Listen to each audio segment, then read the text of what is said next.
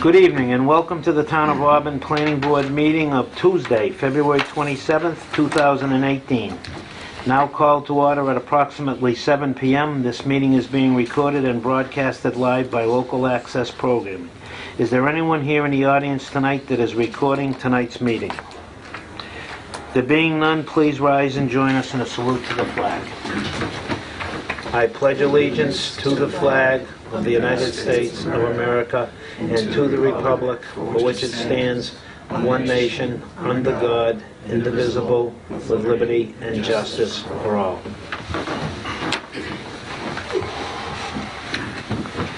At this time, I would like to remind the audience, applicants, town administration, and each of the planning board members to please refrain from asking questions in regards to all matters discussed this evening without first being granted my consent.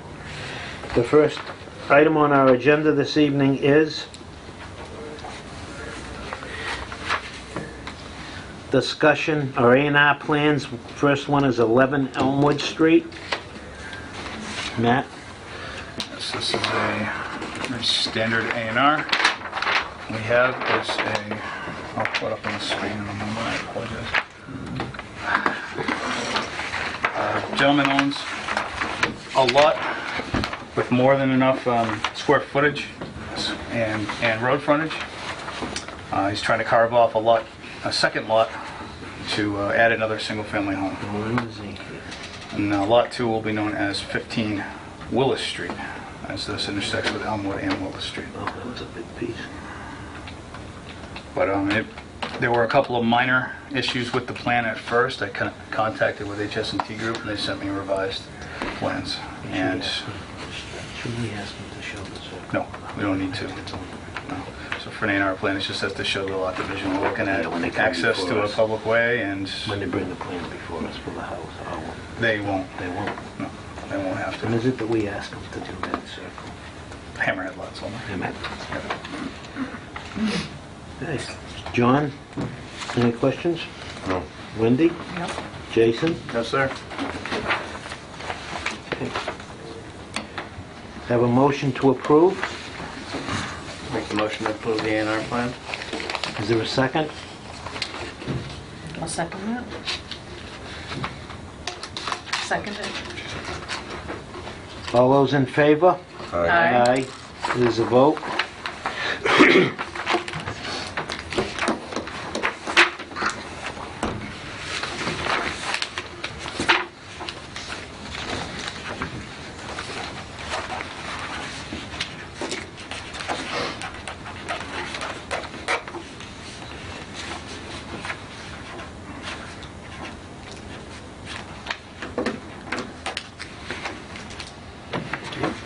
How many want to sign that? Yeah. Three. Thank you.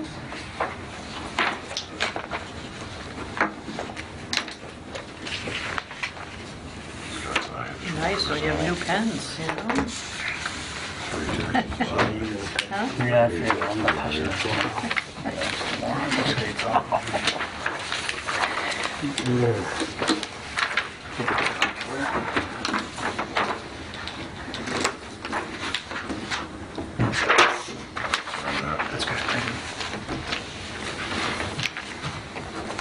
Right to write that down.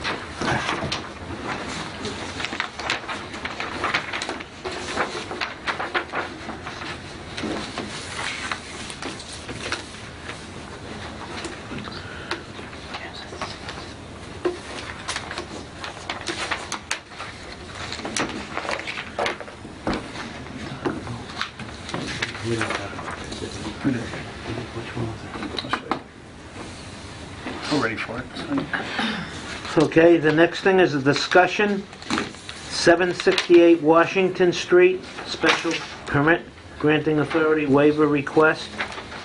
Signorama. Is there any Signorama? Any presents? Yes, there's gentlemen's here. Come on up, just introduce yourself. Tell us sorry. about the project. Have a seat. my first time at this, so I don't know. It's okay. Just tell us your name and... My you name's and- Tony Russo. I own the property at 11 Elmwood Street. This isn't me, it's on... Oh, I apologize, you're... No, this is... You're good. I thought you were for the next one. No, I I'm sorry. apologize. You need that. And I'm sorry, folks. Thank you very much. otherwise, you're endorsed. These ones go to the clerk and the assessor, so... right, thank That just you. needs to go to the registry of deeds. It's like $75 Okay. to get it recorded, okay? Perfect. Thank you very much. Take Have a good care. evening, folks. So, for Sinorama, I can't rotate this through the visual one, so give me 1 second. Open that in PDF reader. So what we have is a request for waivers. Sinorama's submitting this on behalf of Diamond. Oh, okay, that's the ones with all the Yes. multiple small signs. I have to rotate this 3 times, that's fun. Okay, so there's a handful of signs that they'll be putting on some of their light poles and including in their pylon sign out front. And it's an information sign. 72 by 72, Matt, is that the Chevrolet sign or the free oil change? That's the oil change sign. 72 by 72? Yep. 6 by 6. Yep. And then there's a handful of other ones on the light poles throughout the property. Now, will they be, are those signs that are up there, the oil change advertisement for free, will that be always consistent, or will it run 6 months and then come down, and, or it's going to be an ongoing thing? As far as I know, they're going up permanently until changed. So their graphics are changed in the future. But I didn't see any significant issue with this, just a matter of procedure that this had to come to the board because it is modification of site plan. They do have that open application with us for their site plan for the other piece, but this would, if we were to grant Till waivers on... they settle the thing with the town on the road? Yeah, on the Faith Ave realignment, this would just handle the signs. That's why, instead of adding it to the active application, we put it separate and did it as a waiver. Is it only these two? It's those two and then 4 others. I threw out the light poles. So they're all the free oil change signs? Correct. Those are on site? Mhm. These, are those two the, which ones like are on Route 20? That one right there on the Yeah, right? just this one. Just this one? This one as The well. rest are mostly internal? Yep, these ones are internal. But it was just a matter of procedure that they had to come here for the planning board, since it is adding signage to an approved site plan. But I didn't have any issues with waivers. It's not a significant modification to the project or site plan whatsoever, so I didn't have any objection to it. John? Just a quick question, are the signs lit, just lit by the light poles? Just they're not interior illuminated or anything. I'm fine. This is just discussion. Yep, it's just the board be looking to make a motion to grant waivers. Make the motion to grant the waivers. I'll second it. All those in favor? Aye. It is a vote. Good. So,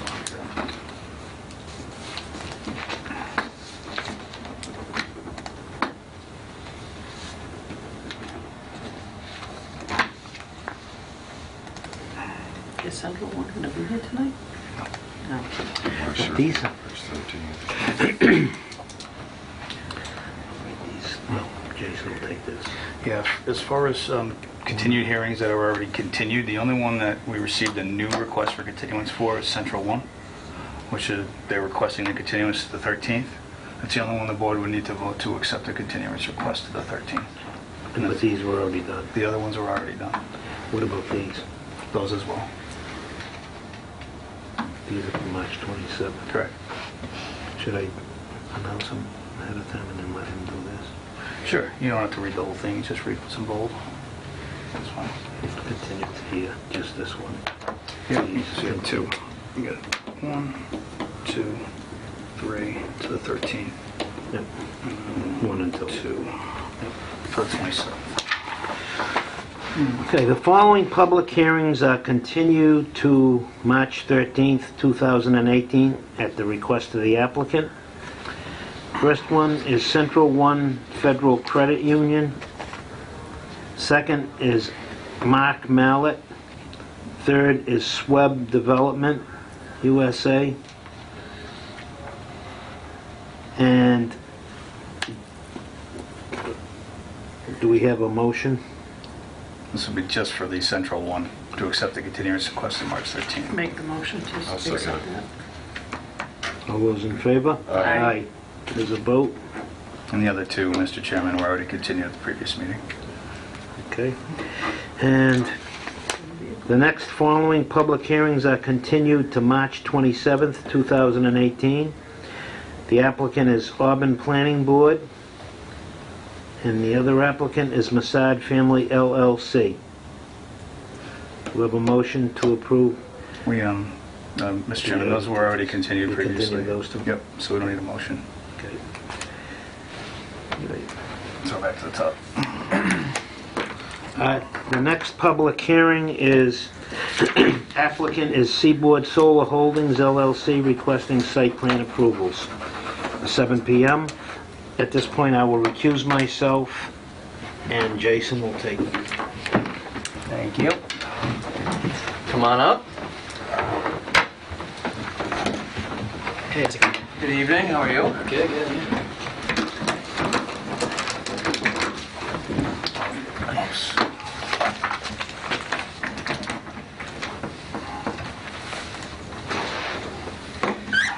All right, so Just for the record, just introduce yourself to the folks at home. I'm Pedro Rodriguez, the project manager for Seaboard Solar, so I represent the applicants and the property owner as well. As Denise from Label Design. I put together this quick presentation, kind of go over the pools that we have, what still needs to be obtained, where the project stands, and also answering some of the comments that the board had in the past. So again, just confirming, it's 5 different applications for site plan approvals, and the proposed use for the properties to build 5 1 megawatt AC system with 5 battery storage, and the entire project will cover roughly 43 acres. So where do we stand with the approval? So we already have the approval from the utility company. We obtained the interconnection service agreement from National Grid in December 2016. In regards with municipal approvals, we obtained the special permit from the ZBA in January 18. We're still ongoing with Conservation Commission and Planning Board. The hearings continue to March 14 now, February 21st. So this is some of the comments that I know were raised, like noise pollution, air, and glare. The noise, yeah, the electrical equipment do produce a very small humming noise only during the daytime, because that's when the solar panels are actually going to generate electricity. And the actual specification of the noise is 50 decibels at 1 meter at 25 degrees Celsius, which is right below the average conversational speech, and 50 feet from any equipment, it will be impossible to hear.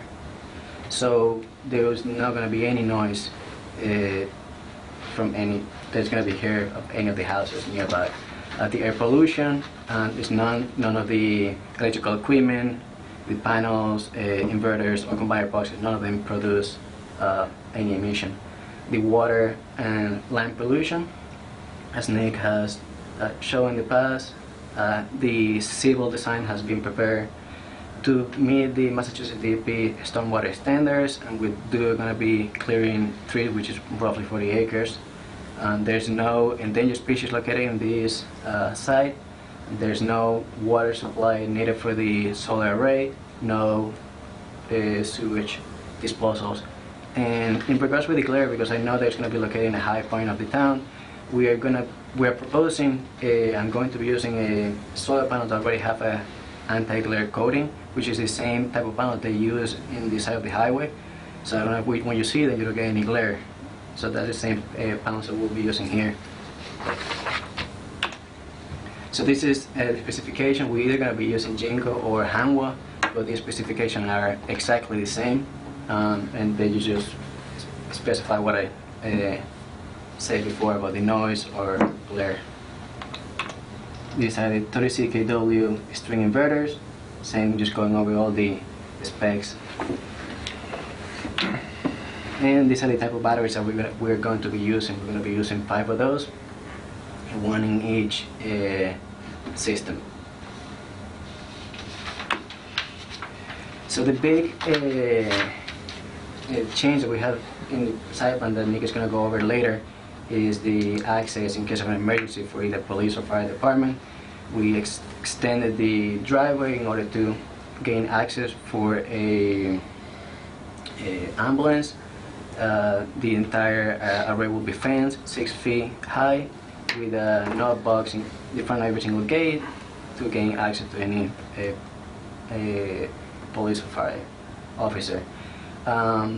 In front of every single gate of each project, there's going to be a schematic site plan with a label where the shutoff for every single system is going to be in case of an emergency. And there's also going to be a main shutoff in the beginning of the site to shut off the entire project in case of emergency. The estimated construction schedule, we still haven't picked our EPC contractor. We're in between. We narrowed it down to 2 companies, the Ryan's company, the GE Dunn. These are both very well experienced companies that work national and international. Do you mind repeating those names? Yeah, the Ryan's company Okay. and GE Dunn. Thank you. And they do solar projects as well as regular commercial, large commercial construction like hospitals, schools, and that kind of stuff. So once we choose the EPC and hopefully we'll update all the permits, they will going to submit to the building department a very specific and detailed construction schedule and trucking route. But just for now, this is what I wanted to show. The entire construction is going to take about 3 months if weather permits. Working Monday through Friday from 8 to 4:30 p.m. Saturdays until noon. No work on Sundays or holidays. This is the same schedule that I passed around. This is very, this is just an estimate that we received. And the trucking route, coming from Route 12, either direction, going up to 56. Can you go up and point to the... Oh, yeah. Please direct the question through the chair, sir.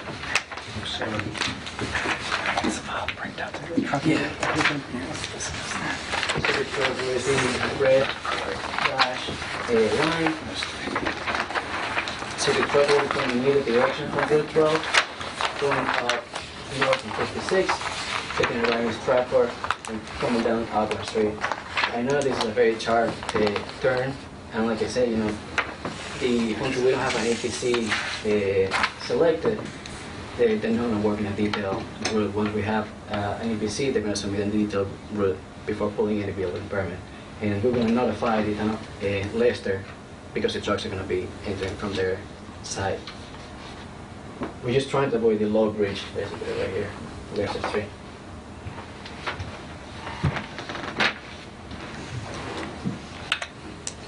And so we proposed to plant 83 screening trees between the solar array and this residential abutting properties. And this is to supplement the existing tree line to provide denser visual effect from the neighbors. And these plants have been sent to the 3 neighbors. So this is just some example of the projects that are kind of similar to the project in Agua. I wanted to show the ground cover, how the project was built. So this is in West Brookfield.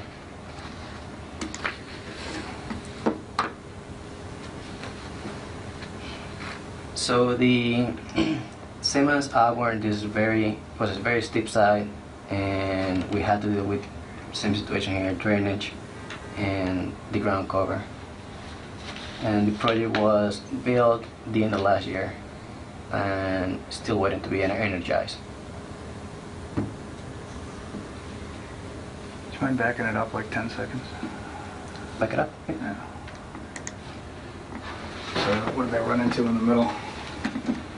That is rocks. They just ran into a ledge. There was a lot of rocks inside that suddenly were too big to take them out.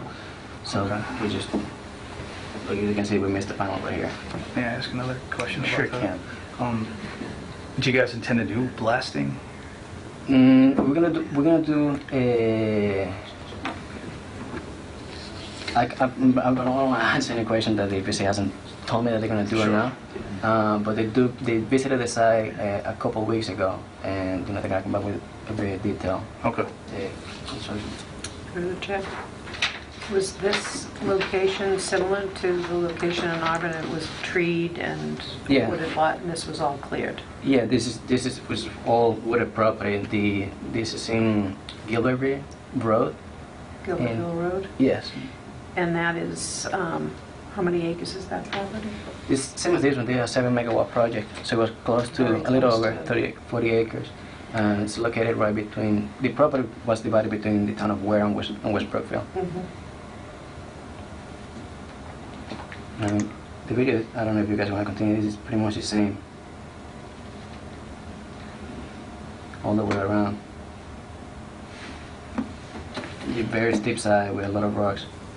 And we're going to be using, the same bracken system in Auburn. Great, thank you. That site's pretty flat though, correct? No, this is actually steeper than Auburn. It's just the video doesn't. It just looks that way. Yeah. Camera magic. And I mean, you guys want to see the other, it's the same Williamsville Road. And this is a different type of racking, but just kind of showing the dirt road. Going around, how the fence is going to be located. It was a very flat side and all wooded.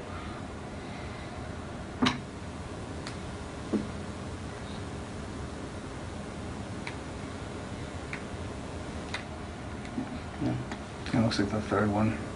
So you can see the ground cover.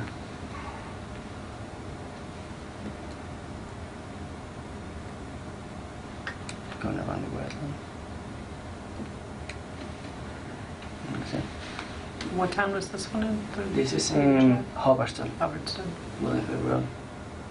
And this is, I just want to show another one that was built in a residential neighborhood in Oxford, George Jenny Road. How we deal with the trees. Yeah, so this whole area was wooded, and the neighbor next door we left those trees over there that affected the shading, but we didn't cut them.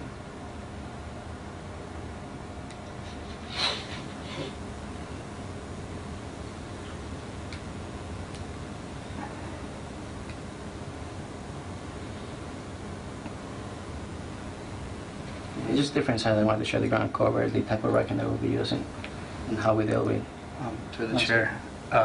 Just because it begs the question, I even want to close that before whatever that is comes on.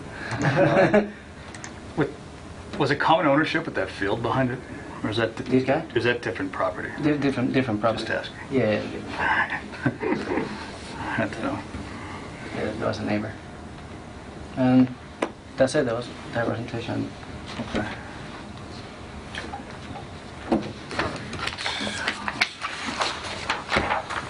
Anything else? We have a few other things, but any questions on what's happened, what Pedro discussed so far with regards to the sound, the glare, the trucking route, before we dig into the comment response to the review engineer's letter? Anything for you, Matt? I do. Regarding the construction schedule, and you mentioned the kind of bidding war between the two companies trying to get the bid. When do you anticipate closing the bid? Would that be after approval, or are you trying to do that beforehand? Probably after approvals, yes. Okay. All right. Okay. So I only ask because it's kind of one of the things that we want to see in the construction schedule, and maybe that's something the board would consider conditioning prior to issuing or clear cutting, doing work or whatnot. So I would like to see it advance, but as long as we're to get any sort of construction schedule prior to the work starting, I'd be satisfied with that. Yeah, we could provide an update Yeah. prior, at the time of building permit application. So I think the plans will be finalized, with all comments from any permitting authorities, any changes that have to be made, so the contractor can bid a final set of plans, so what they're bidding on, what they got to do after they do some exploratory work on the site. Like you said, might have to be some blasting. I know I have probably like a couple 8-foot cuts on the top of the hills up there, so that I needed to do to level up the site.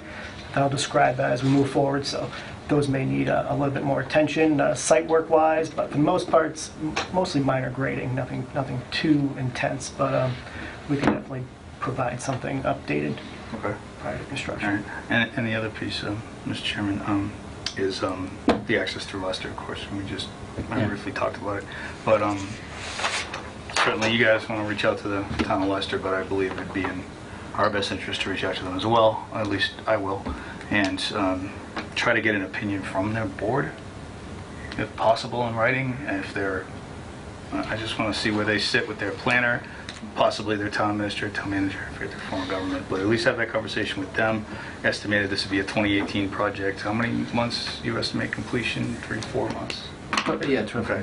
So, depending on what's approved, I'd like to know What, Lester's thoughts on that what's sharp their corner. concern? Well, on the route, at least one of my big concerns is this kind of happened to us in Oxford, right? So when Oxford had their project, their construction route was through Auburn. And it put a lot of wear and tear on the roads to the point that DPW had to do repairs. So we were able to squeeze some money out of that solar developer after the fact, but Yeah. it's like pebbles compared to what we could have got. So I wouldn't.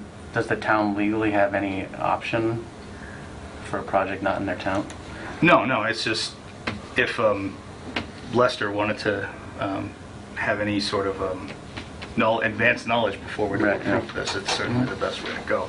But my concern is just that sharp turn onto Auburn Street for your trucks. I mean, it's not so much ours. Going to be It's not our road. 18-wheelers? Yeah, and yeah, logging trucks possibly. But the other piece is and Graves mentioned in their letter, and there'll be a follow-up peer review, I'm sure, is entering up the slope to get up the driveway for a large vehicle to, but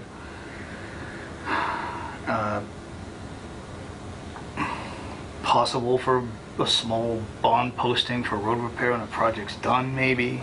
Might be something the board want to consider. I know that when we obtained the special permit, they requested a bond, Okay. which you're gonna have to replace. Okay. It makes sense to me anyways, and just having dealt with that through the Oxford project is my concern. So we can accomplish that, open dialogue up with Leicester prior to the next Yeah, meeting. we Okay, all right, great. Those are the two things that stood out to me, Mr. Chairman, right away. There's a lot of items in the Graves review too that will go off for second peer review anyways. Seem to have addressed a lot of them, and Nick's going to go through a bunch of those shortly, so I'll Great. reserve till then. Any comment from the audience? Let's wait for the end. I do have a question. You say the duration of the project's 3 months, but your schedule says it starts in July and ends in December. That's how long, 3 months? I could, through the chair, this looks like it's a estimated project schedule for the West Brookfield project, right? And they just kind of showed a blueprint of another project model. So this isn't your actual construction schedule, it's a model from another town. It's just an estimate. I would, through the chair, like this, I don't know if it's possible to add daily vehicle counts. I'd love to see that. Down the road. Down the road. If whoever we pick is going to provide a very detailed Yeah. construction schedule to the building department, that's something that we as developers we don't create. We just Sure, no, I this understand. has to be done at this day, and they give it to us. That's the very estimate that they gave us so far. Understood. The only reason I asked, Mr. Chairman, is only because if this is what they provided in another town, it doesn't include the daily vehicles. Yeah, So it's not. I just want I mean, daily vehicles is a tough thing to estimate, because, Yeah, it is. mostly But it's trucks, worth estimating. any big trucks leaving are going to be mostly logging trucks. So they're going to try and chip as many trees on site as possible. So anything 10 to 12 inches has to come out. I mean, they can't chip those. The chipper, too big for the chipper. And then, it's not like a standard project where you know how big your foundation is, you know how many trucks of concrete are coming, you estimate how much fill you have. So there's going to be no material leaving the site. Everything's going to be worked on site. They're not anticipating taking any material off-site, from what I understand. And the logging, we hope to keep it to a minimum. It keeps their costs down. They don't want to be hauling a lot of logs off, so they want to keep that to a minimum. They could give you, I guess, hard numbers on the racking and the panels, because they know how many Right. fit on the truck, so we could look into that type of information and Yeah, help that'd be out with great. that, and then I guess make an estimate on the logging trucks, but they try not to take anything out. Yeah, I mean, the EPC contract that we're getting right now is going to be dealing with the entire portfolio. We're going to be building probably 5 to 6 sites simultaneously. So, like everything that they do is going to have to be up to the detail if they want to get it done on time. I understand. I just Yeah, no, wanted to no. mention that. They'll be submitted. Anything else from the board? Just one quick question. Are you going to stump it too, or leave the stumps and work around them? Stumps come out. And where are they going? When I typically dump the stumps, they are, for the most part, they chip what they can, and Yeah, we'll chip what they can, and the rest, the civil contractor will take care of it the best way possible. yeah, some of those might come out. And- Or they'll be buried on site. No, no, Oh, no, that's no, enough. no. Stumps do not get buried on site. I'm pretty sure that's illegal. It is. For the most part. Okay, so we'll address that also. And any, The Conservation Commission will address that too, if they haven't already. not a problem. So, do you want me to go over the changes, or just get right into the letter, and then a brief overview of the updated plan, or just dig into the letter, whatever the board prefers? Mr. Chairman, typically the board goes through the response letter. Item at a time. To the letter. All right.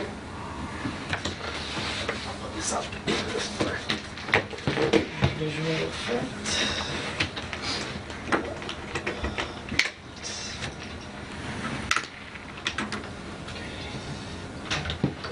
Kind of see it. Sorry. All right.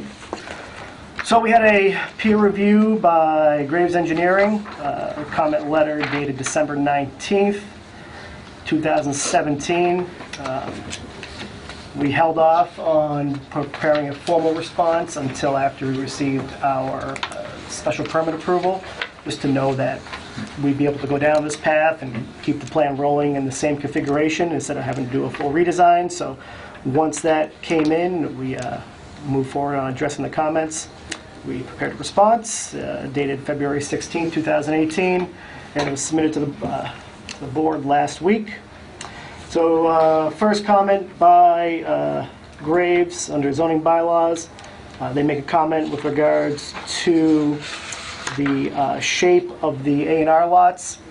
Discuss this with Matt, and that bylaw is specifically for hammerhead lots.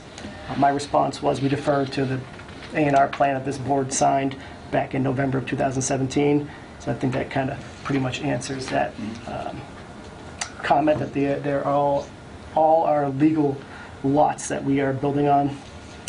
Continuing on that, comment 2, the issue with regards to the non-buildable lots with no frontage. We defer to the special permit approval granted by the zoning board in mid-January. We haven't received that approval. I haven't had a chance to go through it yet, so I don't know what language is in there. Hopefully you guys are copied on it once it gets issued, and we'll be able to fully evaluate that at that time and look at what conditions exist. So comment 3 is a long comment. It essentially details issues with site access on the site. So on the original plan, we had, for the most part, the existing driveway, which is about 10 feet wide, and that kind of ran up to the existing house, and we had a few small offshoot driveways.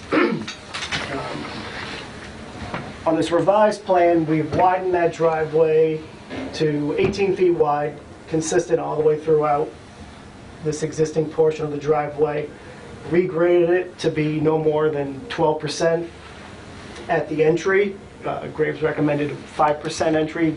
We have a 6% entry because it is a tight grade. I feel that that's acceptable and that'll work fine with the entry configuration. We're proposing to pave the first 20 feet, so half of that's within the right-of-way, just to provide a more level transition from the existing roadway. And, sometimes when you have gravel right up against an existing paved roadway, the paved roadway starts to deteriorate, so that'll keep the town's road in good condition at our intersection. We also are looking to do some vegetation maintenance along the frontage for sightline purposes. So we'll be doing some small clearing within this area just to keep the vegetation below any sightline issue constraints. Mostly towards the north, because like we detailed earlier in our proposed trucking plan, most of the vehicles will be turning right, and the grade does come, it's higher up in this area and comes down, so that kind of limits your visibility. So we'd like to do some clearing on our property and a little bit in the right-of-way along the frontage of the property. We'll also just do some maintenance along this area too, just to improve sight lines in both directions. So that's the main entry for the site. So just a recap, we have 6% for the first about 30 feet coming into the site. Then we increase up to 12% all the way through. It's pretty much 12% up into this area right here. We then level out before the existing bridge. And I'm proposing a small, it's about 70 feet long in this area as like a pull-off, just in case there's traffic coming down this side, trying to use the bridge, so there's no issue once you get to the bridge. So there's a little pull-off area there for safety. We continue that driveway widening all the way throughout this existing driveway. And then we propose new driveways located in this area right here. It's 18-foot wide gravel drive, up to a 40-foot radius cul-de-sac, so this is 80 feet wide. These proposed driveways can handle a standard pumper truck for fires, but easily handles an ambulance or other type of rescue vehicle. Stand over there so you can see what he's doing. Would you mind just staying to the side so we can all Sorry. see them? So yeah, we have a new proposed. Maybe to the left so the audience stand can over see a on this little bit. side? Sorry. Yes, that's right. So I got a new proposed driveway up to this area. We have a leg coming down here to another 40-foot radius turnaround. You're lefty, that's why. So that provides access throughout the center of these two systems here. We have another offshoot coming down through here, and another driveway that runs down this side, and also provides access to the proposed detention basin down here. We have a small driveway down this area, which provides some emergency access to this portion of the site, and also provides access to the stormwater basin down here. This is a T-turnaround based on the site grade. I couldn't get the nice 40-foot radius, so I provided a 60-foot wide T-turnaround, so that its widest point is 60 feet, flares out, and should be enough to turn around an emergency vehicle if needed. So that addresses our changes regarding site access. So grades on all the driveways don't exceed 12%, and we have a nice level 6% entry, paved access for the first, I'd say, about 20 feet just to get off the right-of-way to protect the existing roadway. And we have access to all of our proposed stormwater basins for maintenance purposes. So that's comment number 3. And just also mention of the bridge. Seaboard has had the bridge reviewed, and their review came back with a favorable rating for the existing substructure. All that needs to be done is provide a new deck for the existing bridge. That design is being worked on and will be provided to the building inspector and the fire department, whoever needs to see it once it's completed. But it will be a concrete deck, safety railings on each side, and I believe we'll have fencing also, or just safety railings? Just safety railings. Just safety railings, correct. But it'll be brought up to current code. All right. Safety rails as in guardrail safety? Guardrails, correct, yes. So comment 4, that essentially addresses the entryway with the obstructions. So I detailed that earlier. We're going to do some clearing and maintenance of these approach lanes along Leicester Street, and I believe by providing a paved entry, that'll also protect Leicester Street at that point. We have some, we're going to have some, I believe they're 20-foot radiuses that flare out too, so it's more like a standard commercial driveway at that point when you enter the site. General engineering. So a lot of these comments generally apply to most, all 5 site plans. So the first one is the gravel access detail. The reviewer was looking for a Mass DOT spec, which he provided on the updated plans. It's essentially a dense grade base, which will be used for the gravel access lane. The boundary for comment 6, boundary plan, wetlands plan needs to be stamped by a professional licensed surveyor. We provided that in the revised set of plans. Comment number 7, lot 1. I missed a few north arrows on all the sheets because there was about 40 sheets. I apologize about that. That happened on lots 1 and 2 site plans, so I've added north arrows to all the appropriate site plans. Then it covers comment number 8 also. Comment number 9, just a carryover. I placed the wrong applicant in note number 3 on the erosion control plan. That's been updated to the proper applicant for that site. Comment number 10, the grading contours. Just I mixed up a few contours as they're really tight in this area, so I connected to a wrong contour in the area of the detention basin on lot 3. So I've actually reworked this basin, regraded it, made it a little bit bigger, and so that's all been addressed as far as that comment goes with regards to the grading of that proposed basin.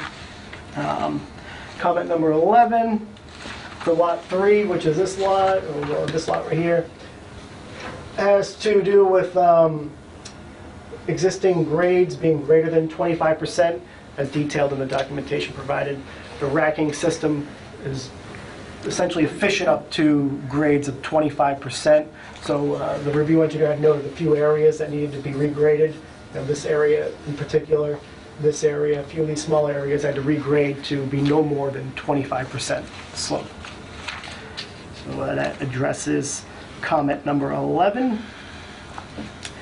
Comment number 12, same thing as with the previous comment. I had the wrong applicant on a note that made reference to who's going to own the maintenance of the site. So that was updated. Comment number 13 for lot number 4.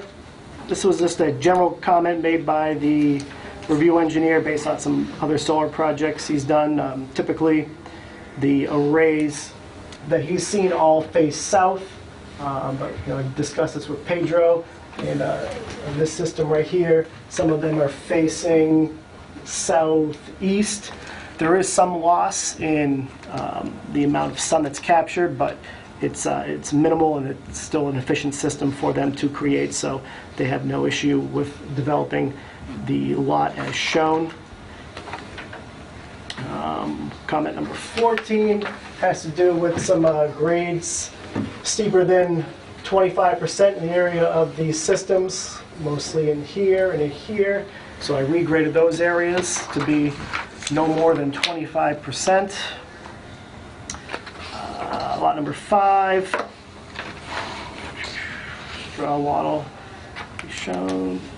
So I think I had a layer turned off when I printed the plan, so the erosion control line was not on the site plan for lot number 5, but that's been added to the full revised set, the individual site plan sets. Comment number 16 is same thing as the previous one. It's the direction of the panels. They face the same direction. Once again, they are, the applicant is aware of that, and they are acceptable to the site loss and production by the way they're going to be converting the power from DC to AC. All right, right, now we get into stormwater management comments, starting with comment 17. The review engineer requested that I use a meadow land cover designation in the areas of the solar panels. We have no issues with that, so we've modified the stormwater report to include that type of ground cover. I did leave the surrounding areas outside of the panels after discussion with the review engineer, as I previously had designated as brush cover. As you can see from the videos that were shown, it doesn't look like a meadow, but that's what they're requesting we model it as for stormwater purposes. But the brush kind of sparse grass cover is kind of what's going to end up there. So that's why I had originally used that type of ground cover. Soil group designations have been added to the drainage plans in the revised stormwater report, so that should be all set.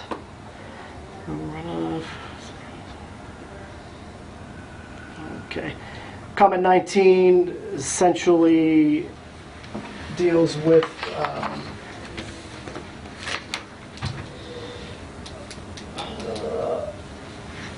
drainage subcatchment areas. So I had everything from this portion of the site, roughly here, draining into this, and then I had everything from here over to here, draining down to this wetland, which eventually connects. This is the same wetland, it's just not, the line's not continued.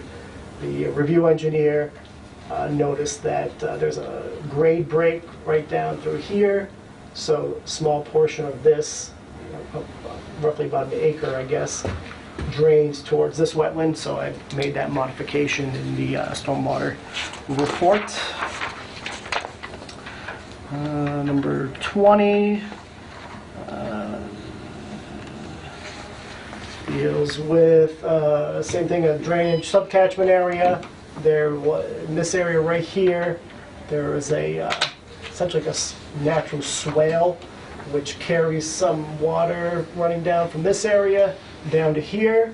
I had all that going down towards this direction here and towards that wetland, so I modified that as requested.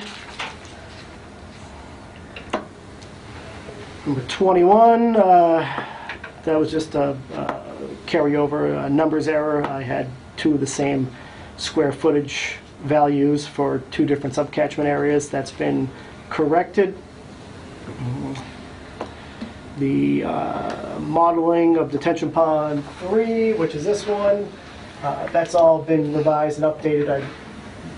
I shifted the basin down a little bit, cleaned up the grading, and reviewed all the inlet and outlet, all the outlet pipes, so that's all been addressed in that area. 20, comment 23, just another, excuse me, comment regarding matching subcatchment areas.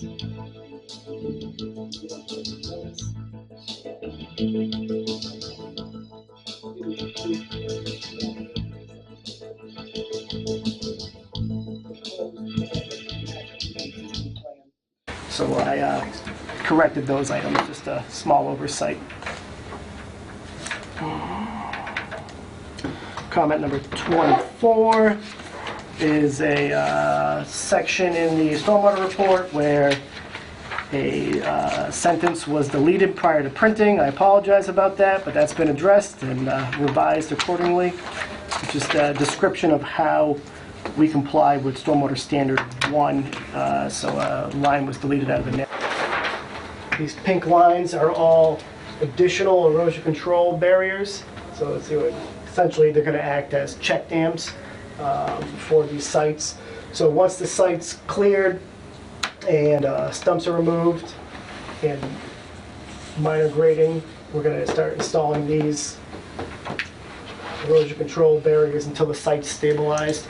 I tried to stick them in between the arrays, so they're roughly about 100 feet apart in the areas where the slope's about 25%. In the excuse me, less steep slopes, as requested by the review engineer, where it's about 15%, the distance is about 200 feet between the intermittent barriers, but we really don't have those types of slopes on here. Everything's pretty steep, so for the most part, these are all 100 feet apart. So these are all additional erosion control lines. Oops. That will act as check dams during inspection.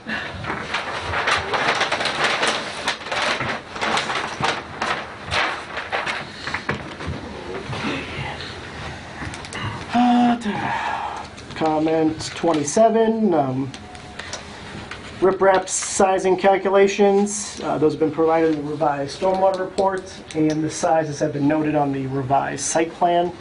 So that's been addressed. Some general comments. The cover sheet's been updated. The outline of the property didn't match between the assessor map and the USGS map. So I also did a few other updates to that, kind of identifying lot 1, 2, 3, 4, 5 on the cover sheet, so it's a little bit easier to navigate the covers of the site plan sets, and it kind of gives you a more general idea of where the project is for that site plan set. Comment 29, the emergency contact information for DEP and local police and fire has been updated in the long-term pollution prevention plan that was submitted for each lot. So there was 5 updates to those documents. And last comment states that they didn't review the conservation applications, and we have no comment on that. Thank you. You're welcome. Mr. Benoit, any comment on any of those? No, I think that I'm not an engineer, obviously, and you guys know that, but you guys did a good job explaining that to us. Thank So you. we can understand. Hope I wasn't too wordy. No, that was good. That check dam idea, I think that's a really good idea. Just to help with erosion control. It leads me to a question about phasing construction, temporary basins. I don't know if you guys have to do anything like that, but if you were to start this project, I assume you do stormwater management first for your clearing. You build the basins first. But would there be need for any other temporary basins aside from the ones that are proposed? Those would more or less, I mean, it's all detailed on the plans and the erosion control plan, but that's more of a, if there's an issue and you start seeing something, you would typically do a temporary sediment basin with some temporary diversion swales if you're seeing concentrated flow in a certain area. So, you know, until you get out there, once you clear the trees, you're going to kind of not really change the drainage patterns, but, you know, the water, you're going to be able to see what's going on. And at that point, if you're going to see water concentrating in one area, then, you know, take care of that. And that's all done through the inspections, through the stormwater pollution prevention plan. So, you know, there'll be weekly inspections of the site, and inspections of any rainstorm greater than a quarter inch of rain is what's required now for projects like this where you are disturbing such a large area. So I think phasing wise, is the idea to do one lot at a time and kind of cruise through? We're going to clear the whole site, take the trees down. The construction of the 5 systems is going to be CS1, but yeah, we're going to start from the bottom up, and as soon as we clear, we're going to be locating all the erosion control, so it's going to be like stages on. Be doing the roadway first and then clearing. Yeah. Yeah. I mean, the roadway will have to be improved just to be able to get anybody up there. Yeah. The bridge is going to be the first thing that has to really happen, the redecking of the bridge. Right, I mean, I guess what I'm saying is, aside from the actual driveway Yes. that's still there, that's pretty much this. Yes. All right, well, you guys would have to make these Correct, yes. prior to clearing kind of the rest of it, I guess. And then we would look to get the stormwater basins installed as quickly as possible. Thank you. All right, and let's see if the board has questions first. That was my big one. Thank you. Any board comment? I got a couple questions. All right. I don't know if you can bring up on the screen, but site plan C 2.1. On which lot, John? 1. Thank you.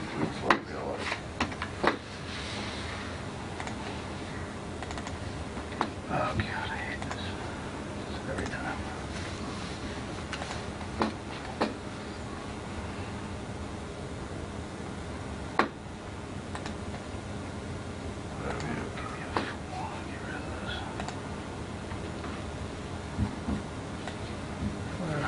Would you like You to can go? scan to the left, slide the page to the right. Okay, right there at the entrance. They have the pavement leveled as trucking pavement. I don't know what that is. It's just a thicker course of, so there's 2 courses of pavement that go down when you lay the pavement down. So we're saying we want 4 inches of pavement. So you have your binder course, which is 2 inches, and we want a 2-inch top course. It's just an extra ½ inch of pavement over a standard automotive pavement that you would use like in a Walmart parking lot or something. So it's more geared towards heavier traffic. Okay, my next question on that is if you can pan to the right, Same sheet? same sheet. Right there. Oh, zoom back, oh, right there. Where it says proposed 15-foot wide riprap, outlet spillway, Yes. elevation 728. When you go to the right, it looks like there's another riprap path there too, but it's not labeled as riprap. So that's like a splash pad. So there's a 15-inch outlet pipe from that basin. And at the request of our butter, Mr. Shannon, we are running it, I guess it would be parallel to the site, right onto the edge of the buffer zone. So the water is more directed towards the wetland versus just coming out. I originally had the outlet, right inside the riprap pad area. So the outlet pipe starts here and it goes, it's like 200 and something feet over to here, and that's the riprap pad, which the review engineer requested sizing for. If you scroll up a little bit, it says the size. There you go. It says the size of the pad, minimum size. Go up a little bit more. There you go. 20 feet long by 12 feet wide. So that's just the size of the pad to ensure that there's no erosion at that point source discharge. So you have a pipe there that's going to be discharging water from the basin. So we have a proposed essentially erosion control measure right there. So under that pad there'll be some erosion control fabric, and it's just dumped 50-pound crushed stone riprap to prevent any erosion from the water splashing down and then traveling towards the wetland.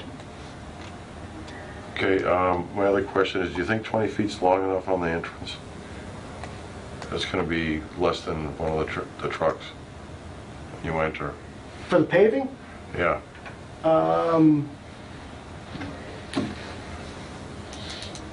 long enough for, Well, when you What start purpose? leaving, when you start coming and going, right? When you have logging trucks go in there that have Correct. 40-foot trailers, at least 40-foot trailers on the back, right? I believe so, yes. So by the time you go from the front of the cab to the first set of wheels, you're already over 20 feet. The other half's still on the dirt. It just doesn't wear right. I mean, you get that differential. So, I mean, I'd be worried about that breaking up all the way to the road eventually. I mean, we're I fairly know it's 4 confident inches, but with the addition of the pad, that's going to protect the road. What happens on site, will the driveway need to be maintained during construction? Oh, Definitely. absolutely. I mean, there's no question about it. It could be a bad rainstorm, and you have to go in there and do some minor regrading if it's going to see a lot of use. But for the final product, we feel that more impervious area is more of a detriment with regard, because you really can't capture and treat any of that stormwater right at the entry.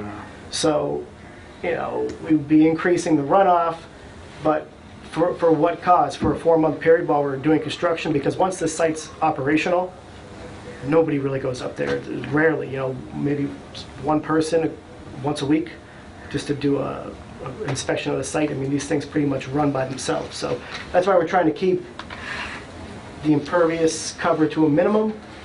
If there's issues during construction, we'll definitely look at additional maintenance. If it has to be paved, it's something we would look at. But at this point, we'd like to keep it as shown with the small paved apron, just to kind of tie into the roadway. That's essentially why we're putting that there. It's not for the trucking wheels, it's to protect the edge of the town's, No, I road. understand that. But So I just have two other small questions. On the steep slopes of 12% Yep. up the roadway, where that's only going to be processed, you're not afraid of any washouts in a heavy rainstorm? it's dense grade base, and if washouts do occur, then they'll have to be addressed. I'm not saying it's impossible or it would never happen, but those things that are those are the types of things that come with a paved driveway on a gravel driveway on a steep slope. It's it's going to be compacted, dense grade base. So they hope to get it in there as tightly as possible, but it will need maintenance. There's no doubt about that. Just like any type of gravel driveway needs maintenance, and it need to be regraded probably every couple of years. When you put the roadway in with the gravel subbase, are you going to be using a vibratory roller to compact it in place and really knit it together, or just run over it with the vehicles? I would like to see them use a vibratory compactor. I haven't drafted any specs yet, but that's something I'd like to see on the steep portions, definitely. It does level out throughout the site, but there's no reason not to. The other thing is just a quick point, if you go to C3.1, the next sheet.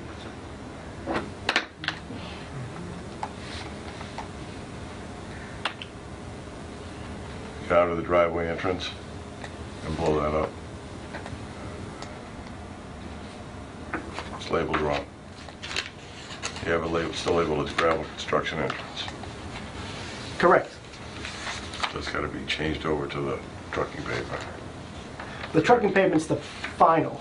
We can, if it's the board's request that we put the 20-foot pavement in there first, before construction starts, I would say yes. and then do, because typically you do the gravel construction entrances to keep any mud off the street, that's why that's there. But, we could update that, do the 20 feet of pavement, and then do the standard. Yeah, your reasoning for the pavement is correct, to keep the edge of the road from Yes. breaking up. Correct. Even if you back that up with gravel, you know how it goes. The trucks go up, it starts getting compact, you start breaking up the edge of the road. Yep. And then by the time, at the end of the job, when you go to put the pavement in, it's too late. You're taking out into the roadway to repair the town road. No, I understand. And that's more of Even a, if you put a binder course in, it would help. yeah, no, that's something we could definitely make note of that. I'll need to add a couple notes to that. That's more just like standard plan language with regards to the gravel construction entrance. It's more of the, it's not going to be the final gravel driveway. It's more of a larger size stone that's a little bit more loose. That's to catch any mud and debris on the truck's tires before they go out into the roadway. But I'll clarify that definitely. Okay, just one more question. You said you're going to do some site maintenance down at the entrance, cut back the vegetation so you have the sight line. Correct. Who maintains that afterwards? We'll maintain it along our frontage. I think that should be sufficient for what we need to do with regards to the site. This is... I mean, like for the next 10 or 15, 20 years. Most of it's going to be within the right-of-way. Most of it's in the right-of-way. Most of it's in the right-of-way coming down the southern side. The right-of-way the edge of pavement gets really close to the property line here. It's only a couple feet off the edge here, so the applicant would like to maintain that if possible. Okay, that's all I got. Just like, anybody mowing their lawn that's, located in the right-of-way. It's just typical property maintenance at that point. That's how we would view it. Well, to the chair, before you get, just because we're on that, it's a good segue. I was going to ask about landscape maintenance. Would there be someone or a crew up there maintaining this? Weed whacker, lawnmower? Yeah, we're gonna hire our O&M company. We're gonna take care of the site throughout the 20 years lifespan. Okay. And does that include detention ponds also? Yeah, it includes electrical equipment, landscaping, detention pond. Okay. Thank you. Any comment from the town audience? Tom Shannon, 460 Leicester Street, and My lot line is along most of the solar farm on the lower side. Can you just go to the first, where you just were with the riprap? Oh, you want to this? Yeah. So there's a detention pond there. Is there any with the chair, is there any setback for a detention pond along your lot line? No, I'm aware of. I mean, there's subdivision regulations, but as long as it doesn't have like an emergency, It has a spillway going right onto my property. There's like two spillways, the one where the abrevieties are, in between that, and then the other one, it's just discussed. So, is it possible to have that first one going down to the new one, as opposed to having it emptied onto my property? Would you like me to answer that? Yes. Okay. No, there's no physical way to do that. That's an overflow spillway. I mean, that whole hill drains to Mr. Shannon's property today. And, placing the basin at the base of the property line allows us to capture as much of our site water and detain it, slow it down before it reaches Mr. Shannon's property. And, at his request, we did install the outlet that drains out to this direction right here. I didn't want to go any further into the buffer zone. We're right on the edge of the 100-foot buffer zone. I don't think conservation wants us getting too close to the wetlands with the outfall. But, this kind of grades right to the wetland. And the same thing here. I want the board to keep in mind that this is all wetland right through here. So, I mean, that's the natural grade of the site. That's where stormwater does flow today. The overflow is essentially what it is. It's an overflow. So when you do have those extreme events, instead of the basin overtopping its banks, it goes out through the overflow spillway and travels on its natural path downgrade as it would, as it does today. So, but yeah, unfortunately, there is no other way to grade that where it would go to the, I guess it'd be to the east. It's typically overflow spillways, they're required by DEP for under the stormwater standards. So it's a standard requirement, and there's no other way to install one other than you could move it to the left, which really wouldn't help, but I think I pushed it all the way over to the right as I could based on the proposed detention basin grading, and there's really no other way to get around that. And right's closer to the Correct. wetlands anyway. I mean, that's not supposed to see any water coming over it until a 100-year storm. So, I mean, Right. have we had 100-year storms in the past? Yes. I mean, We just have in a January. handful of them, which kind of begs to differ what's classified as a 100-year storm, but I don't make those classifications. I just use information that's out there, and I follow the required design guidelines and calculation methods that are reviewed by the town's consultant. There were no comments with regards to spillway onto dumping onto a budding parcel. Through the chair. Yes. Is there opportunity to extend the arborvitae up further? The arborvitae are very good at absorbing large amounts of water, and I think that's going to help. Of course, you're saying that the water flows naturally that way, but then you're removing 43 acres of trees. It's going to be different than what it is, how it occurs now. Okay, can we agree on that?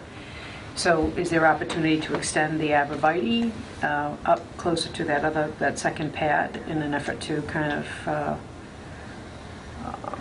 mitigate some more of that? So you'd like to put them on the north side of the basin? Bring them up to that other splash pad there? Oh, sure, yeah, we could go a little further out there. That's Yeah, and that would cover most of your lot line, correct? But like at that point, the hill starts going down, there's a stream, and it's going down towards the stream at that end, so really there it doesn't matter.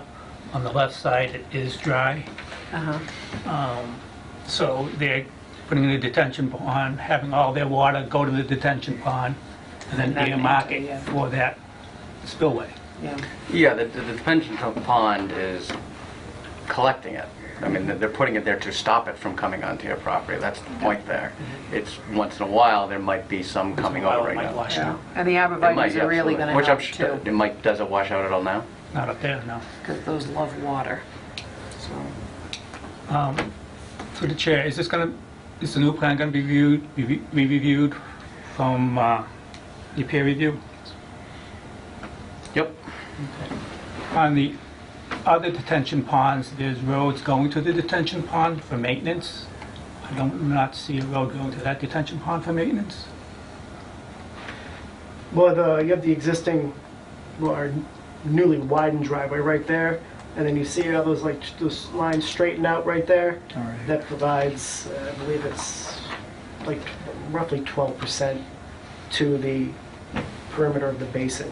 And that top shelf, we're between 730 and 732, that's 10 feet wide. So that's how the base will be maintained and accessed, will be from this area right through here, coming down. And then you can go all the way along across the top to, there's really going to be no sediment accumulation in this basin from what we anticipate. It's mostly just to mitigate peak flows. So the fence line also kind of comes down and goes around the detention basin all the way on the back there. But that's where the access for the basin will be, right through there. Through the chair, is there gonna be like access around the outside of the fence here? You got the roads going through the middle, like looking at the other solar farm, looked like there was gravel roads around where the fencing is, On the outside, you mean? on where the The fence, inside. on the inside where the fence Sorry gonna about be. this. Is there any access to those areas? Access, I'm not following. Well, it just looked like there was a driveway going around the whole solar farm on the outside. On this one, it doesn't look like there is. For lot one, I mean, the access is, all the access that we're creating is colored in blue here on this plan. So, I mean, this is the widened driveway out through here. This is the new driveway, new driveways, and new driveway, and new driveway. So through the middle here, there's no, we're not looking to do any type of loop access. There will be a cleared area of approximately 40 feet to, they can't have any vegetation in that area because it'll cast a shadow on the solar panels. So that area, I mean, around the panels, will it be cleared? Yes. Is it a designated access driveway? No.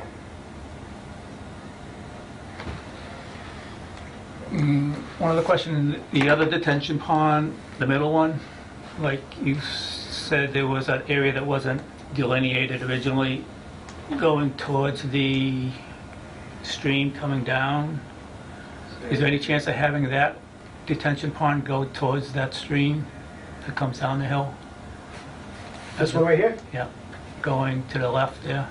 Well, I moved the outlet. Remember, the outlet went this way towards the wetland? Yeah. And at your request, we swung it around to this side.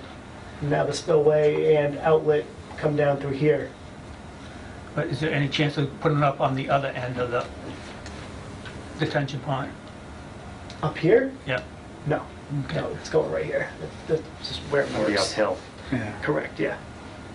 And we'd be getting too close to the wetland. I'm trying to keep conservation happy too. So the outlet is completely out of their jurisdiction right here, outside the buffer zone.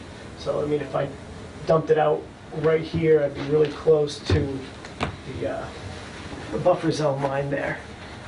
And then you'd be building up the bottom part of your detention pond. Correct. All right, thank you. Yeah, thank you very much. Just a couple points. If you can pan back the way to the left, over there where the first riprap pad is. If I'm not mistaken, that riprap pad has a hump in it to prevent the water from coming out of that real quick. It's a 2-foot drop on either side. It's a 730 contour line. So it's going to help retain it in the property and go to the right where the splash pad is. The 730 loops on itself. So goes like that, yep. and then on the other side it loops back in. So where Matt's hand is right there, Yep. just to the south of that, that's also 730. So there's like a little So, berm. Yep. yeah, Yeah. Just going to help divert water. That's what Correct. I'm saying, yeah. just to give the homeowner next door a little more comfort that there's a little Oh berm yes. there Oh correct. Yeah. to help That's how. contain it going toward the splash pad. Yes. The other thing is with the solar panels on the site, the absorption rate in the ground is going to be probably 1/10 of it ever it was. So I can understand his concern. Because solar panels are impervious, just like paving it. Really.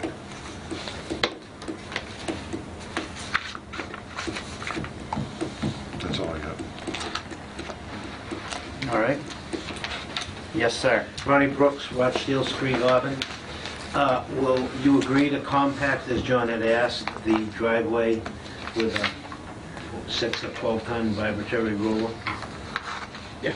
And do you expect that there to be any washout from that gravel in the event of any large storms and it'll go down onto Leicester Street? We don't anticipate anything of that nature happening, but like I said, you never know what you're going to get. And Because, well, that would be the responsibility of you it'll be guys. the responsibility of the property owner, and we will have a maintenance contractor available to handle any of those issues if they're reported to the town and they get reported to the property owner. They would just, they would have their maintenance crew up there and working on the driveway. And these things do happen. Can't anticipate every type of rainstorm or type of or situation, with regards to the driveway, but they use these driveways on all their sites, and nobody likes to have paved access for something of this nature. It seems like it's overkill. So, do they need to be maintained? Of course. They're gravel driveways, just like any gravel driveway in town. Anybody who has one of those, you have to regrade it, recompact it every few years. It just depends on the wear and tear that you're seeing and the. Do you use any special kind of gravel or compacted process gravel? It's Mass Highway spec dense grade base. So it's you have your compacted natural grade, then we spec the it's about 8 inches of material that essentially would go on under any roadway. So then you would have your dense grade base, then you have your base material, which is a little bit more fines and everything in it. So this is a little bit more gravelly type of material. Compacts well. It's got a nice variety of material in there, fines, crushed stone, things of that nature. And once you do compact it, it does hold together quite well. But if for some reason in the next 2 years there's washout issues up there and we're having problems, and we'll most likely be back here to discuss other options. But we don't anticipate anything of that nature happening. But if there are issues, they'll be addressed. Yes, sir. Sure. I know we've been on about this for a while now. I just had a few things. Lighting. We haven't talked about lighting yet. Is there going to be any lighting proposed? Security lighting? Yes, you're right. Yes. Anywhere to show where those might be? I don't know if they're on one of the other sheets. They are not on the sheets, though. Okay. I'm curious what kind of lighting we're talking about. Is this like tall poles or Well, just a the little security fixture off of one of the panels? the security lights that we have used before, they are located on the top, on top of some of the fences, and they're just a motion sensor, in case somebody breaks into the solar array. Okay. It's not the kind of thing that's going to be on all No, night or- no, they're just security. They're just security. Okay. All right. You mentioned the construction hours. You guys actually listed the construction hours of the CBA. Has the same as ours too. But what we tend to run into with different contractors, whether it's logging or racking or whatnot, sometimes whether or not there's communication or not, there's a new guy who shows up at 7 o'clock, starts pulling his chainsaw, and it's a matter of time before we hear about it. So how do you intend to notify your teams, or is you going to post any sort of construction hours signs? And the construction will be paused in a post in front of the main gate in the entrance of the Great. property. Good idea. Okay. And as far as exiting the property, you might want a sign that says no left turn out. Just, obviously the bridge is there, and I don't want someone to find out the hard way, because their GPS told them to take a left. Yeah, it's just informing the drivers not to turn left. And in response to that, and I know the sight distance is probably pretty decent, but I'll be the first to admit I drive kind of quickly, so it might be difficult for cars to slow down. I'm not going to say they can't, but it might be helpful to have a sign somewhere here to say, careful, construction entrance ahead, something like that, just for the passenger. Trucks entering, something. Yeah. And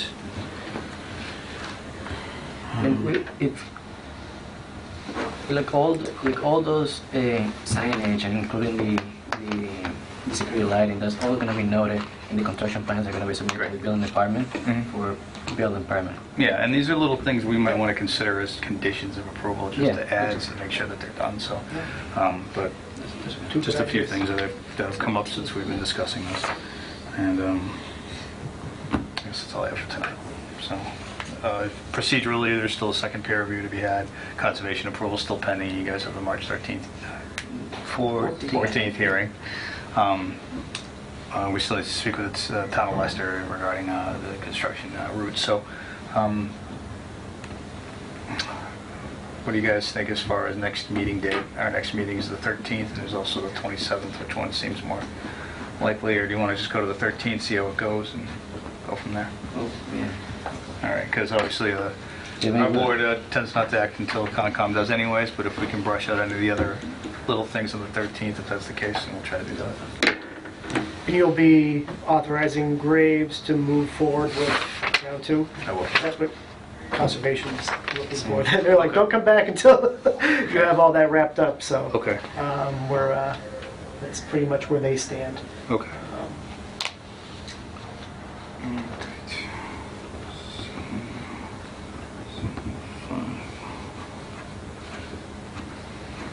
That's all I have, Mr. Chairman. We're just looking for a time and a meeting date and a motion to continue, I suppose. But I'll be right back with the continuance form. Have a motion to continue the meeting?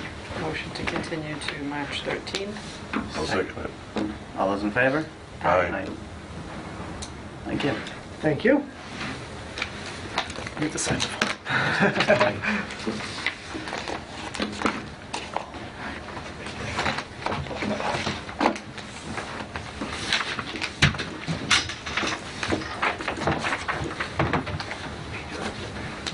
Conservation tomorrow?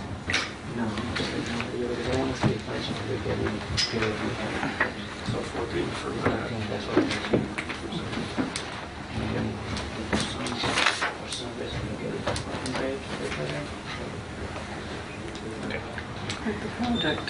You see those other videos? Yeah. Wow.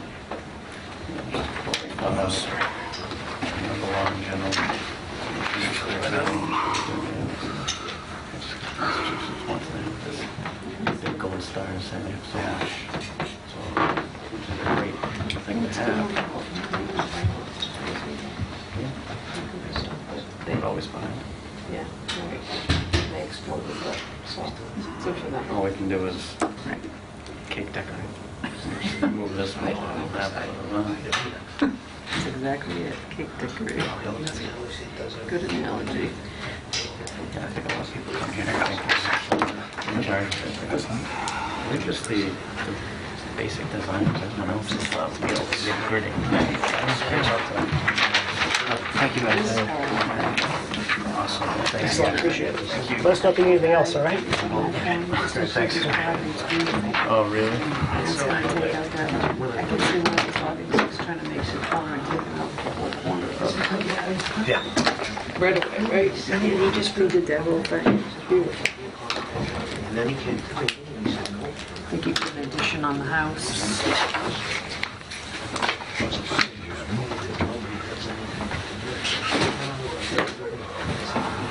Chester Street and Stafford Street. Mr. Brooks, you want to continue this along for us, sir? Thanks a lot. I'm awful sorry that I violated the rules, don't be right. I just want to set good precedent. I don't want chairman breaking protocol, look bad on me in a group. I know.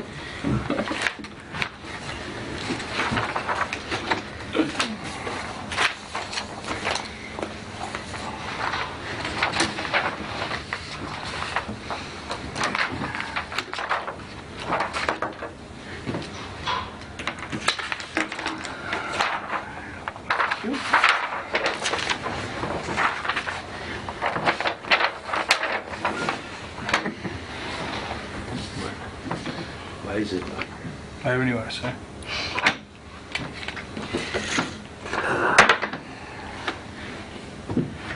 Right. Next thing is, for membership discussion, is associate member vacancy, which we talk about every meeting. If anyone knows anyone, anyone listening from the television has an interest, they can come up to the town hall and make that known. It was Conflict of Interest Law 2018 signatures. Do you have that, Matt? Yes, Mr. Chairman. All of us have to Just sign it. distributed in our packets, something we have to do every year. It's either an acknowledgement of receipt from the town clerk, there's something to sign. Some of you guys have done it already. I just sent a reminder Or is it out. the one you do on the computer? There's the ethics review. That's something you do every 2 years. If you did, I did that. if you did it recently. But this is you did it something in last year. addition? It's that plus, there's two documents. There's the ethics exam, or the review, I suppose, and it's the online course. And then the other thing is a document. It's just a receipt that you would read and then sign the second page or the last page of. That's the one in the packet. Yeah, you either sign the last page or you can just respond to the town clerk and say, I've received it, so. Was that the one that we did the training in the other room? Okay, I'm Yeah. good then. So you've done Yeah. it, that's fine. Yeah. So if you haven't, that's just a reminder to follow up with it, that's all.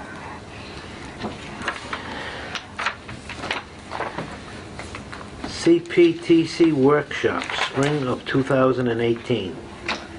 Yes, Mr. Chairman, I know I bring this up every spring, but I will be attending this. It just so happens to be on Saturday, March 17th, St. Patrick's Day. I will be attending a couple of courses here that I thought were very interesting. Are you going to wear that shirt that I will not wear this shirt, so I hope not. I'm saving this one for Halloween. So I'll be attending a handful of courses here. One of them is effective procurement using consultant planning services, if you ever needed any other sort of consultant services other than peer review. There's a workshop on how to do that. There's also something on here for managing and improving municipal parking in your downtown. And we're talking about a municipal lot, possibly at Drury Square, so I can get some information on that. And I'll also be getting updates on municipal regulation for adult use of marijuana. There's also a course on that also. The problem being is that, well, actually, I should mention that at the Board of Selectmen last night, they voted to send our board, the planning board, a draft bylaw that prohibits recreational sale of marijuana throughout town. It's consistent with the ballot question that took place. So that'll be coming to our board at a second hearing in March for us to review. it's to restrict it? It's to prohibit it Prohibit outright. it. And that's the recreational sales. And that was within everything that we started a couple of years ago with the moratorium, and then we wrote the bylaw. Yeah, we have the... Is it still going to be allowed that they can grow it in certain... Right, so what we did was the medicinal facilities, which we regulated with a bylaw. The recreational piece that was done through the vote, all we can do with our ballot question was prohibit the sales of it at an establishment. It's not going to affect anyone's personal consumption or anyone's personal lives or what they do in their own homes. This would just be the sale at an established business throughout town, which is consistent with what the voters of Auburn support. So there's several courses on here, but if anyone's interested in attending this, it's covered by the town, and just let me know. I'm going to be sending mine in either tomorrow or Thursday if there's any other courses on here that you're interested in. Scott attended it last year, and it was his first year on the board, so he got some good courses in at that time, so just let me know if you want. Anything for signatures? No signatures, sir. We have the minutes of 1 January 19th, No. January 23rd, and February 13th. Only ones that are ready, Mr. Chairman, is the January 23rd minutes, for which Mr. Regan was absent, so we'd have 3 members to vote. Make a motion to approve the minutes of January 23rd. Second. All those in favor? Aye. There's 1 abstention. There's one.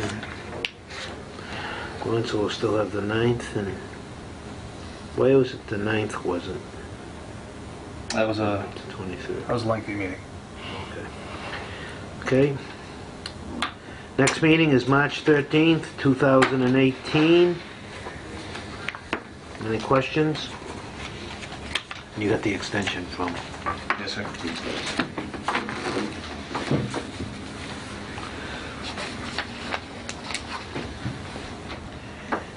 Anything else, Matt? No, sir. Do I have a motion for adjournment? Make the motion to adjourn the meeting? Second. All those in favor? Aye. Aye. It is a vote. We're adjourned.